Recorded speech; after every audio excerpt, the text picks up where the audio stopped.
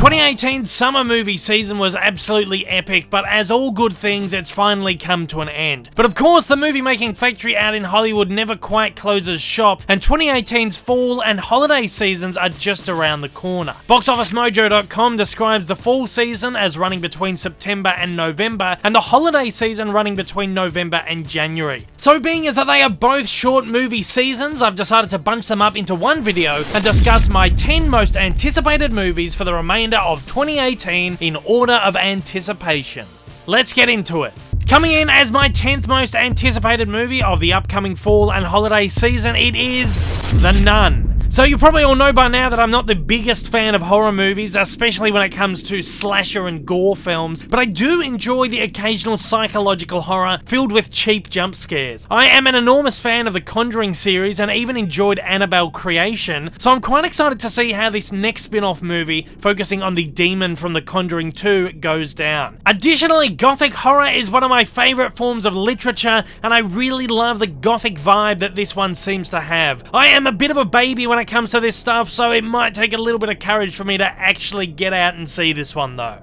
My 9th most anticipated movie for the remainder of 2018, The House with a Clock in Its Walls. Based on the classic novel by John Bellairs about a spooky house with, well, a clock in its walls and a ton of other secrets, is this family film which looks quite interesting and incredibly exciting. Judging by the trailer, this looks to be exactly the kind of quirky, mind-bending, awe-inspiring fantasy film that I really enjoy. I am not trying to get my anticipation too high though, because so many times these kinds of movies turn out to be complete duds. However, that being said, I do have pretty high hopes for it, with the always fantastic Cate Blanchett and the wonderful Jack Black, who seems to be having a bit of a career renaissance at the moment, leading the cast. The two look like they have some great chemistry, and the movie in general just looks really fun and entertaining. I have absolutely no knowledge of the source material, so I'm unsure if this will hinder my enjoyment of the film, or if my detachment from the material will help me enjoy it more.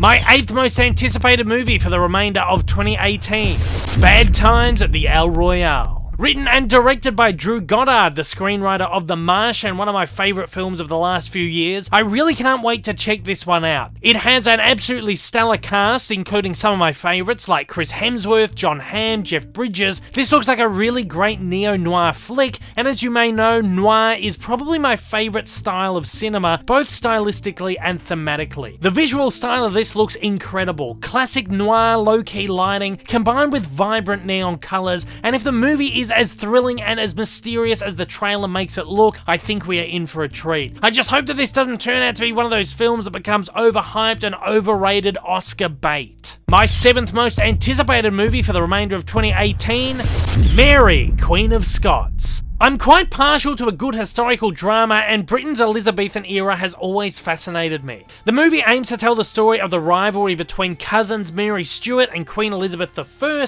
and Stuart's attempted overthrow of the monarch. The tales from this era are always so surrounded by mystery and suspense, and real-life drama doesn't get much better than that from this period. There's been a lot of great movies focused on this period of time, but this one looks to be particularly riveting, with excellent costume and art design and gorgeous cinematography by John Matheson, the master behind Gladiator, Kingdom of Heaven, Robin Hood, and Logan. Incredibly excited to see two powerhouse actresses, Saoirse Ronan and Margot Robbie, battle it out as these two intimidating and powerful historical figures. As far as historical biopics go, this one looks like it could end up being an all-time favourite. My 6th most anticipated movie for the remainder of 2018, Welcome to Marwen. I love my movies to have a lot of heart and soul, and this one looks like it has a whole damn lot of both. Steve Carell is one of my favourite comedic actors, but I've also really adored his past dramatic work. Welcome to Marwen looks like a sweet and touching film, and one that has a really beautiful and unique premise and concept, which I absolutely cannot wait to discover. I love the combination of live action and animation, something that we don't see that much of these days. To top it all off, the film is directed by the legendary Robert Zemeckis, who has directed some of my all-time favourites such as Back to the Future, Forrest Gump, and live-action animation hybrid Who Framed Roger Rabbit. If Zemeckis' past work is anything to go by, he seems the perfect choice to tackle such an emotional, innovative feature. My 5th most anticipated movie for the remainder of 2018, The Old Man and the Gun. Returning to the kind of film that made him an icon in the first place, Robert Redford, one of my favourite classic actors, stars in this traditional heist caper film focusing on the true story of a 70-year-old guy who escaped San Quentin prison and went on to lead an enthralling string of robberies. This movie looks fascinating, tender and funny, and looks to take inspiration from heist films of the 1970s like The Sting, which is one of my favourite Redford films of the era, and it looks to be a great bundle of nostalgia and classic fun. The movie is also acting as 82-year-old Redford's swan song from acting, so this is supposedly our final chance to see the great man doing what he does best before he goes into his well-deserved retirement after a celebrated almost 6-decade-long career. My fourth most anticipated movie for the remainder of 2018.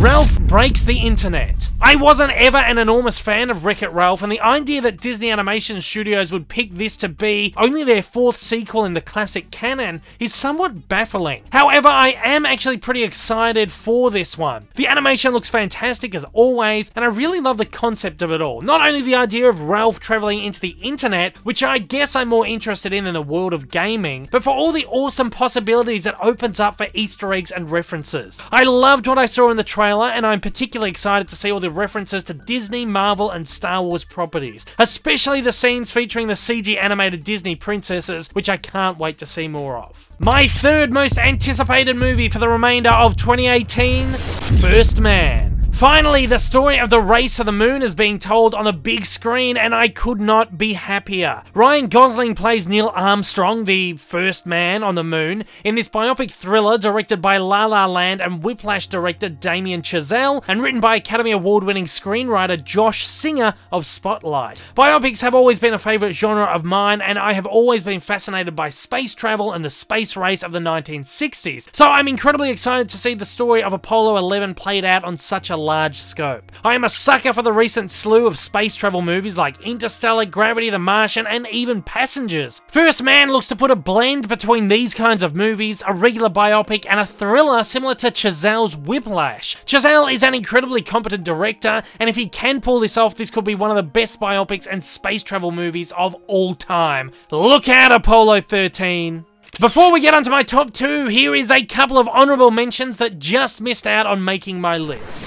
Spider-Man Into the Spider-Verse. This seems like it could be a lot of fun. I really love the art design of this thing, and I'm excited to see a feature using the CG traditional animation hybrid technique that Disney has been experimenting with for a few years in short films. However, my skepticism of what Sony are doing with the Spider-Man property and their fairly average track record of decent animated films keep my anticipation of this one fairly low. A Star is Born. I am not a huge fan of Lady Gaga's music, but I love her voice and I adore her as a person. I also really enjoy Bradley Cooper's work. Judging by the trailer, the movie looks really great, but I've never been a real fan of previous versions of A Star is Born, so it remains to be seen if I'll actually enjoy this one. I am, however, keen to see how Cooper fares as a first-time director. Holmes and Watson. I absolutely adore the previous collaborations between Will Ferrell and John C. Reilly, so this comedic take on the Sherlock Holmes stories is one that I should really be excited about. However, it has been an entire decade since Step Brothers, could you believe it? And it remains to be seen if the two can capture the same comedic spark and magic again all this time later, especially given that Ferrell's solo movies have been getting progressively worse of late. Look, I will try not to get my anticipation too high until we actually get to see a trailer. Come to think of it, the fact that this is due out in December and we actually haven't had a trailer yet is slightly worrying. And now my second most anticipated movie for the remainder of 2018. Fantastic Beasts: The Crimes of Grindelwald. Now, this is actually a very surprising placement for me. Until a month or so ago, this probably would have been well down on my list. However, recently I finally watched all of the Harry Potter films, the latter half of them for the very first time, and really enjoyed my time in J.K. Rowling's Wizarding World. Though I didn't love Fantastic Beasts and Where to Find Them as much as the Potter series, I did think it had a really special charm to it, and I can't wait to see where Newt's adventures take us in this next installment. I love that we get Dumbledore in this one in the form of the awesome Jude Law, and while while Johnny Depp seems to be back at it again, starring as Johnny Depp playing Johnny Depp, I think he might be strangely suited to this world. I'm loving all the Harry Potter references in the trailers for this. It fills me with a lot of nostalgia, and it's exciting to finally revisit Hogwarts in an era we've heard so much about in the Harry Potter stories. And on top of that, a new location of 1920s Paris, and I think we might have an absolute stunner on our hands. Really, really amped for this one. And now, coming in as my most anticipated movie of the fall and holiday seasons 2018,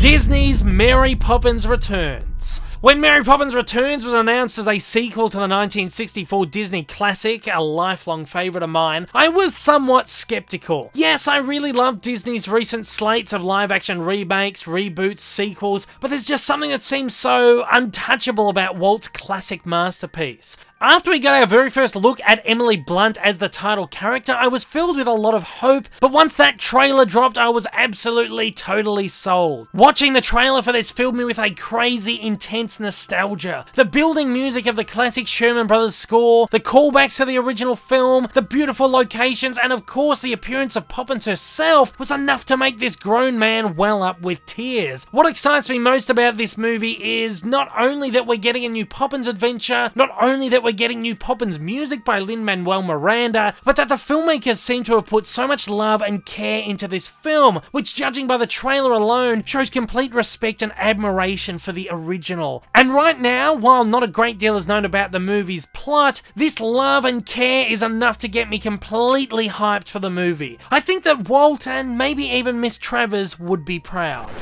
And with that, that is it for my top 10 most anticipated films for the fall and holiday seasons 2018. Really excited to check out all of these fantastic looking films in the coming months. It's going to be absolutely jam-packed. Keep your eyes on my channel as I'll soon be presenting my top 10 least anticipated movies for the fall and holiday seasons 2018. I'm totally looking forward to talking about films I'm not looking forward to seeing. So guys, do you agree with my list? Do you disagree with it? Fire away in the comments below and let me know which movies you're looking forward to most for the remainder of 2018.